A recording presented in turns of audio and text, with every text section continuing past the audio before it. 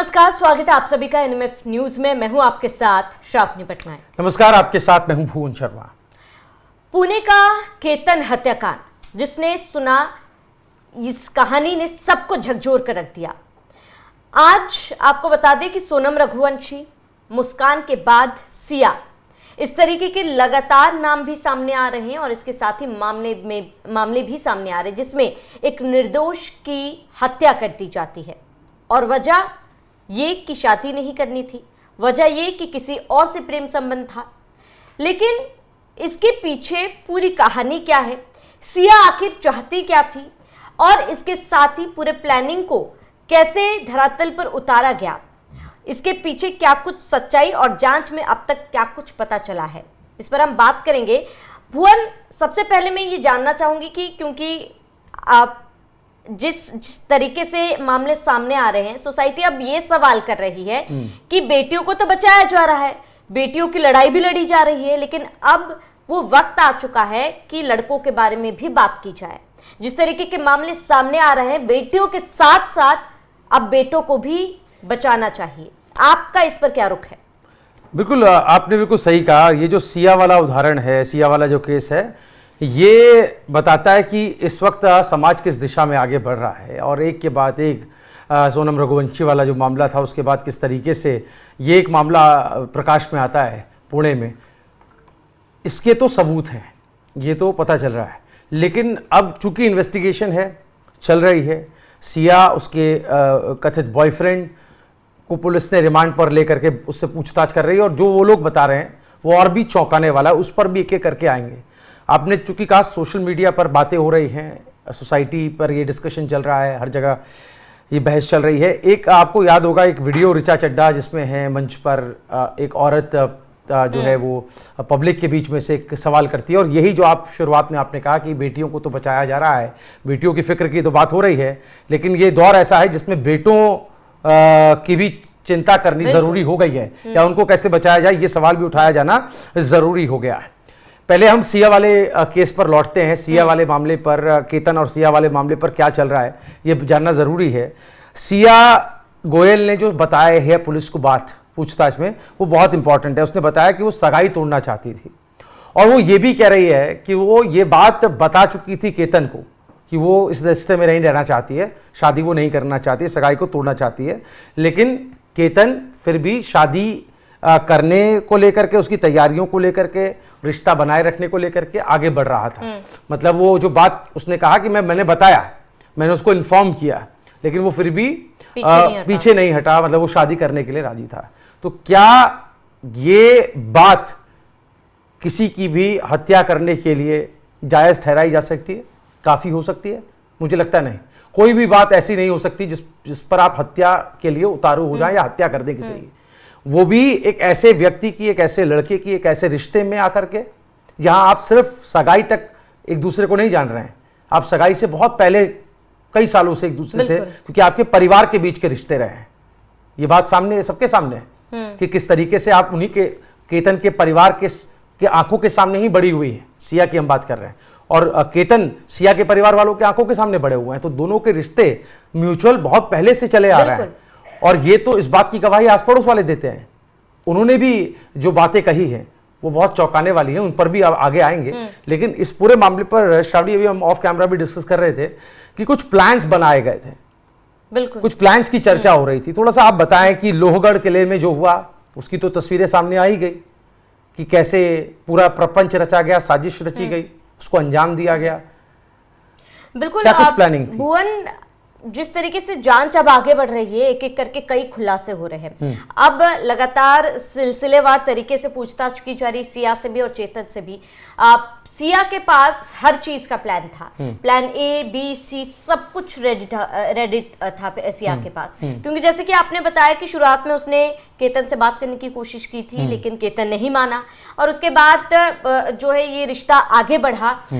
Social media में जो तस्वीरें सामने आई है भुवन, उसमें हम ये देख सकते हैं कि सिया कितनी नॉर्मल थी। मतलब उसके चेहरे से जरा सा भी किसी को अंदाजा नहीं लग सकता कि वो वाकई में शादी नहीं करना चाहती है।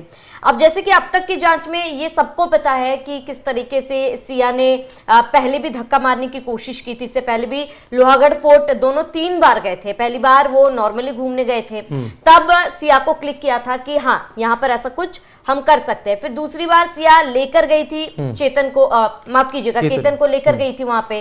तब सिया ने धक्का मारा था, लेकिन केतन बच गया, एक पेड़ के सहारे वो बचा था। तो सिया ने एक स्टोरी बना ली, क्रिएट कर लिया कि वहां पे सांप था तो मैं जान बचाने की कोशिश कर रही थी, इसलिए धक्का मारा था। उसके बाद केतन और ज्यादा कॉन्फिडेंट हो गए इस रिश्ते को लेकर। लेकिन तीसरी बार जब यह हादसा दिखाने की कोशिश की गई थी, तीसरी बार भी जिद करके सिया केतन को वहां पर लेकर गई और उसके बाद धक्का दिया गया। लेकिन भुवन, यहाँ पे ये है कि इन लोग के माइंड में एक प्लान पहले से था कि अगर ये प्लान बी भी फेल हो जाता है तो आगे केतन को एक रोड एक्सीडेंट दिखाकर मारने की भी साजिश इन दोनों ने रची थी। और ये बात खुद सिया ने कबूल की है। जांच रिपोर्ट्स में ये बातें सामने आई है और ये पूरी तमाम चीजों की प्लानिंग हुई थी एक कैफे में, जिसका सीसीटीवी फुटेज भी भुवन सामने आया है। उस कैफे में सिया और चेतन दोनों को देखा जा सकता है। एक रात पहले आप इस कैफे में वो दोनों गए थे, वहां पर बैठे थे, बहुत आम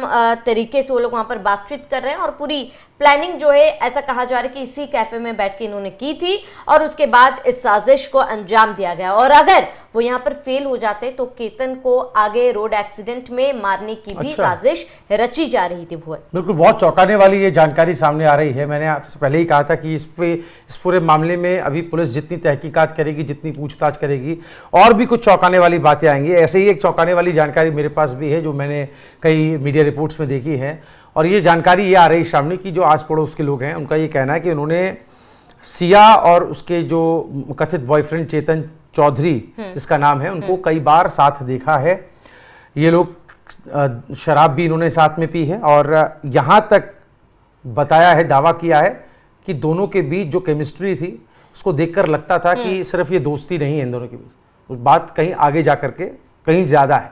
तो क्या ये चेतन चौधरी और सिया के बीच रिश्ते की जानकारी क्या केतन के परिवार को थी?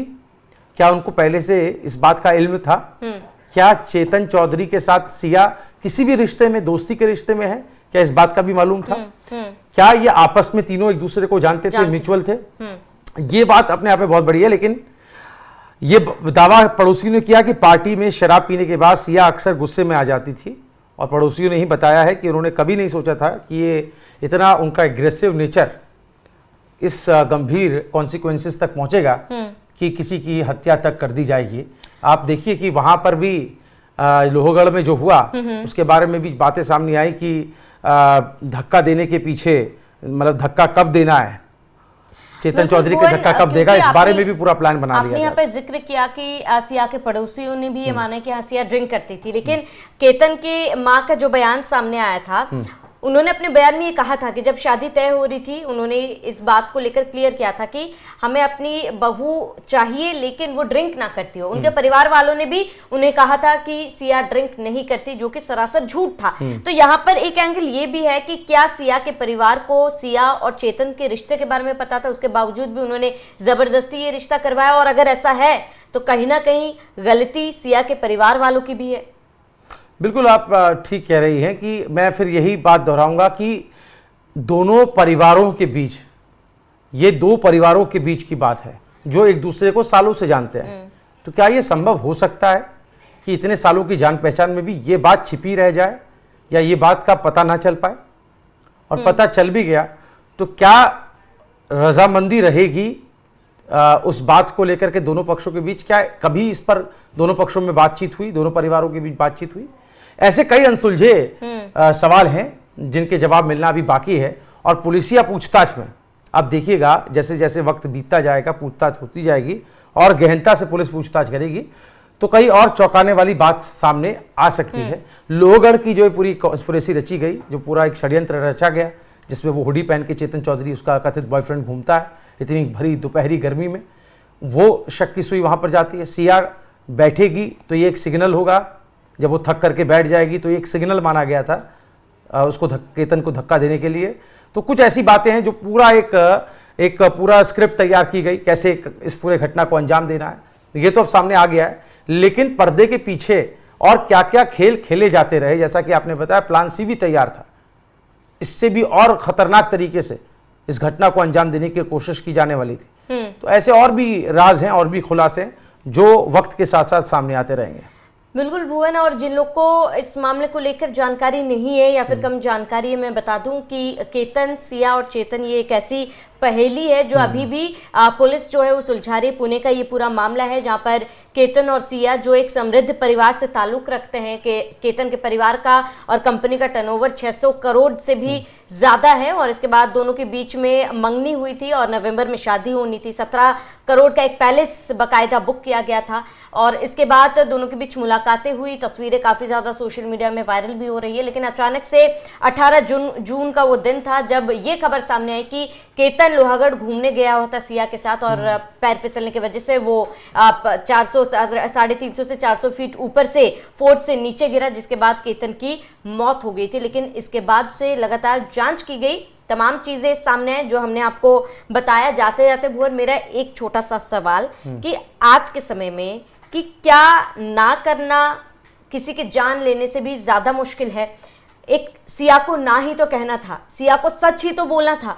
क्या सच बोलना इतना ज्यादा मुश्किल हो गया है कि लोगों के लिए किसी की जान ले लेना इतना ज्यादा आसान हो गया है? बिल्कुल, ये एक बहुत वाजिब सवाल है जो आज के वक्त में कई सारी घटनाओं को जोड़ते हुए, और ये जो ताज़ा घटना सिया और केतन वाला जो इंसिडेंट है, इसके बाद उभर रहा है ये सवाल। इस पर लगातार मैं देख रहा हूँ सोशल मीडिया पर भी बातें हो रही हैं।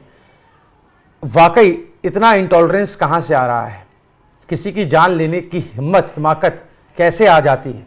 क्या परिणामों की चिंता नहीं होती? आज वो वक्त है जब हर जगह पर सीसीटीवी कैमराज हैं, हर किसी के हाथ में मोबाइल फ़ोन है, कहीं पर भी डिजिटल प्रूफ्स आसानी से मिल जाते हैं। बिल्कुल, पुलिस कभी भी आपके फ़ोन को डिटेन करके आपकी सारी जानकारियां ले सकती है, सारी चैट्स पढ़ सकती हैं। ये सब पता होने के, आपने कहा ना कि समृद्ध परिवार है, 600 करोड़ का एम्पायर, उनका टर्नओवर, आप समझिए कितनी बड़ी बात है। दोनों ही परिवार पढ़े लिखे हैं, हर चीज़ से वाकिफ़ हैं, दीन दुनिया से वाकिफ़ हैं। ऐसा नहीं है कि कोई गांव देहात का ये इलाका है। शहरों में रहने वाले लोग, मेट्रो सिटी में रहने वाले लोग जब ऐसी घटनाओं को अंजाम देते हैं तो बहुत सारे सवाल खड़े होते हैं कि किस हद तक आप जाने को तैयार हैं, इससे आपको क्या हासिल हुआ, ये भी समझना होगा। तो एक यही जो आप सवाल पूछ रहे हैं, इसी सवाल को छोड़े चले जाते हैं। आप तमाम लोग जो इस वक्त ये वीडियो देख रहे हैं, ज़रूर कमेंट करके बताइएगा आप इस पूरे मामले को कैसे देखते हैं, और समाज पर जो एक बहस करने के लिए सवाल हमने उठाया है उस पर आप चूंकि समाज का हिस्सा है तो क्या कुछ कहना चाहेंगे, कमेंट जरूर कीजिएगा। वीडियो को ज़्यादा से ज़्यादा शेयर कीजिए। देखते रहिए NMF न्यूज़। नमस्कार।